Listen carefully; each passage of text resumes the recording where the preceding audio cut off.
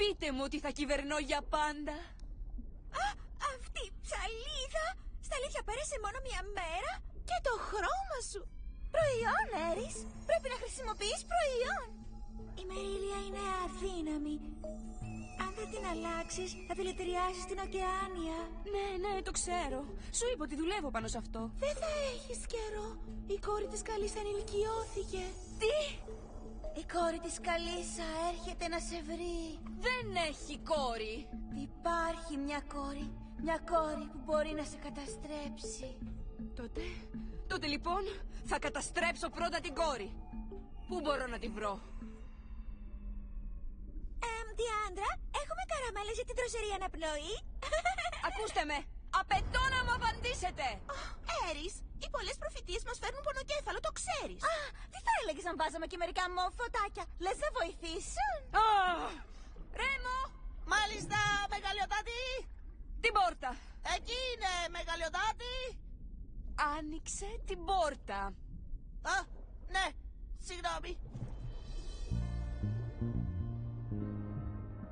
Αχ, μ' αρέσει να έρχομαι εδώ. Οι μοίρες έχουν τα καλύτερα περιοδικά. Θα καταστρέψω την κόρη της Καλίσσα. Έρις! Απλά πρέπει να βρω το κορίτσι. Εγώ... Έρις! Τι κάνετε εσείς εδώ? Ψάχναμε να σε βρούμε. Έχουμε μερικά γοργονοαπίθανα πράγματα στο κατάστημα και θέλαμε να τα δείξουμε αποκλειστικά σε σένα. Έλα λοιπόν, πάμε να δούμε το γοργονάπαιχτο εμπόρευμα. Είναι γοργονεξαίσια. Σαροτέλεια. Φανταστικά. Σταθείτε. Θα είστε οι πρώτες που θα ακούσετε το καινούριο μου διάταγμα. Α, ένα σάλπισμα για το διάταγμα! Αρκετά.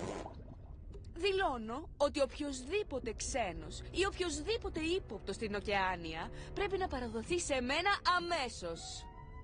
Όποιος καταπατήσει αυτό το νόμο θα καταδικαστεί σε ισόβια φυλάκιση στα μπουντρούμια μου. Ναι. Αχα. Νομίζω ότι είδα μία ξένη στη θαλάσσια μπουτίκ μετά το φεστιβάλ της Έρης. Αλήθεια? Πώς ήταν λοιπόν? Ήταν σαν... Ζάιλι, θυμάσαι πως ήταν εκείνη η ξένη? Ναι, φαινόταν ήταν παράξενη. Πολύ παράξενη. Και την είδαμε που έφυγε κολυμπώντας. Μπορούμε να σου δείξουμε προς ποια κατεύθυνση πήγε? Ναι, δείξτε μου. Αμέσως. Από εδώ! Από εκεί! Απλά δείξτε μου. Ό,τι πεις. Μπερδεύεται μερικές φορές. Αυτό είναι όλο.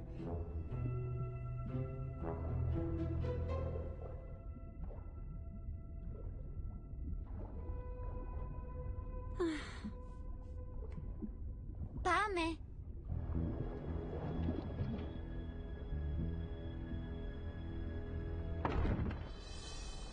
Γεια σου, μα! Αυτές είναι οι μοίρες. Μ' αρέσει το ροζ. Ελάτε, καθίστε. Νομίζω ότι αποσπάσαμε την προσοχή της Έρης για λίγο. Ναι, αλλά όχι για πολύ. Δεν θα ησυχάσει μέχρι να βρει την κόρη της Καλίσσα. Η κόρη της Καλίσσα, η Μερλία. Είναι γραφτό να ανατρέψεις την Έρης, αλλά τα 3 εργαλεία που χρειάζεσαι είναι διασκορπισμένα παντού.